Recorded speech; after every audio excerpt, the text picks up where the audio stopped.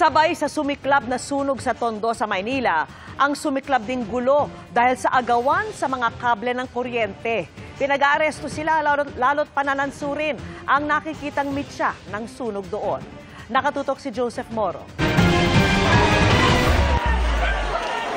Sa mga videong kalat na online, kitang nagkagulo sa Barangay 105 sa Tondo, Maynila nitong Miyerkules. Ang mga residente nag-aagawan sa mga kable matapos magkasunog. Kanya-kanyang hila at bit-bit ng mga kable. May ilan ngang nakakabit pa sa mga poste pero pilit hinihila.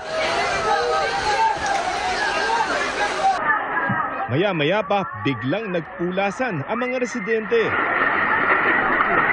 Nagkandara pa na ang ilan sa pagtakas, ang ilan na puluputan na ng mga kable. Yun pala, may mga pulis na. Sa ibang lugar, kanya-kanyang putol ng mga kable ang ilang mga residente. Hindi alintana ang malakas na buhos ng ulan. Dismayado si Manila Mayor Isko Moreno sa nangyaring nakawan sa sunog na apektado ang lampas 1,000 mga pamilya. Sa paunang investigasyon ng pulisya, may nanananso o nagnanakaw ng kable kaya nagkasunog. Naging piyesta ng pagnanakaw, no? Parang nakakalungkot isipin na biktima na nga yung mga tao, biktima pa ng pagnanakaw nitong mga talongges na to. Kagabi, 2 sospek sa pagnanakaw ang nahuli ng Manila Police District at iniharap kay Moreno. Ang isa sa kanila nasunugan din.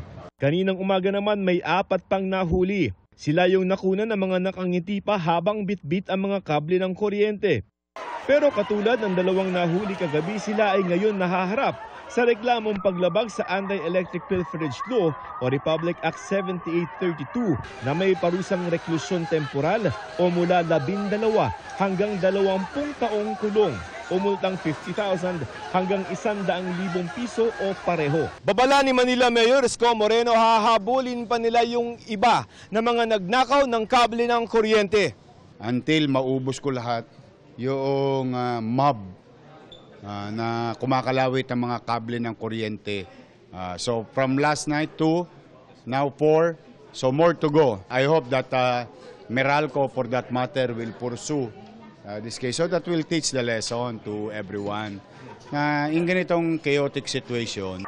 Sinisikap pa naming makunan sila ng pahayag. Ayon naman sa Meralco, nakapagsampa na sila ng reklamo sa 2 naunang sospek. Nabawi na rin daw nila ang ilang mga ninakaw na kable at metro ng kuryente.